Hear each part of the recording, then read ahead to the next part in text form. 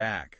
We get a lot of interesting requests for deep dives, but this one really caught my eye. Oh, yeah. Yeah, someone wrote in wanting to know more about Bashar al-Assad, Okay. but not just, the typical stuff you see in the headline. Right. They're looking for, the intriguing kind of behind-the-scenes facts about him. Stuff you don't normally hear. Exactly. Yeah.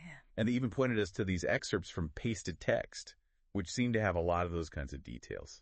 Interesting. So I thought, why not take a deep dive into this and see what we can uncover? Yeah, sounds fascinating. It's easy to get caught up in the whole dictator image, Totally. But I bet there's a lot more to him than that. For sure. Okay, so one thing that really surprised me from these excerpts was Assad's early interest in medicine. Oh, right. He actually studied ophthalmology, didn't he? Yeah, in London. In London, wow. Can you imagine? Here's this guy who becomes this, major figure in global politics. And he starts out specializing in eye health. It's wild. It makes you think about, alternate timelines, Absolutely. What if things had gone differently? What if he'd stayed in medicine? Right. I mean, it was only after his older brother, who was being groomed for leadership, died in a car accident that Assad was thrust into that political world. Right. It was a real turning point. Fate intervened. Totally. And, in the beginning, these excerpts talk about how he was actually seen as a potential reformer. Oh, there was a lot of hope surrounding him when he first came to power. Yeah, people thought he might really change things in Syria, make it more open. I remember reading about that. There was talk of him easing restrictions on the internet, allowing more freedom of speech. Exactly. He even established a foundation for rural development, remember? Oh, yeah, the Syrian Computer Society, wasn't it? That's the one, back in the early 2000s. Seems like he genuinely wanted to modernize the country and bring it into the digital age.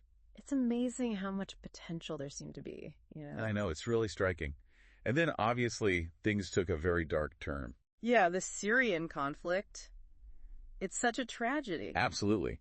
But even in the midst of all that turmoil, you find these little glimpses into Assad's personality that are kind of unexpected. Like what? Well, did you know he's really into photography?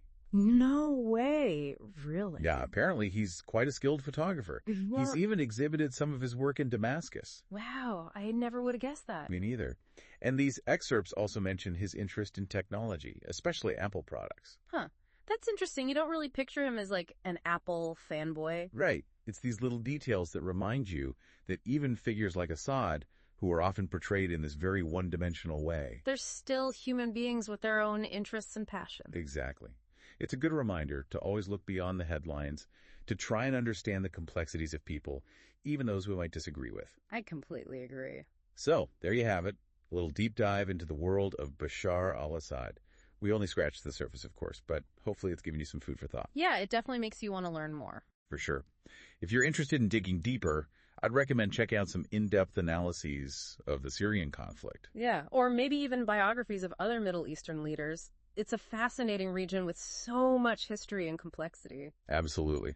Thanks for joining us on this deep dive, everyone. Until next time.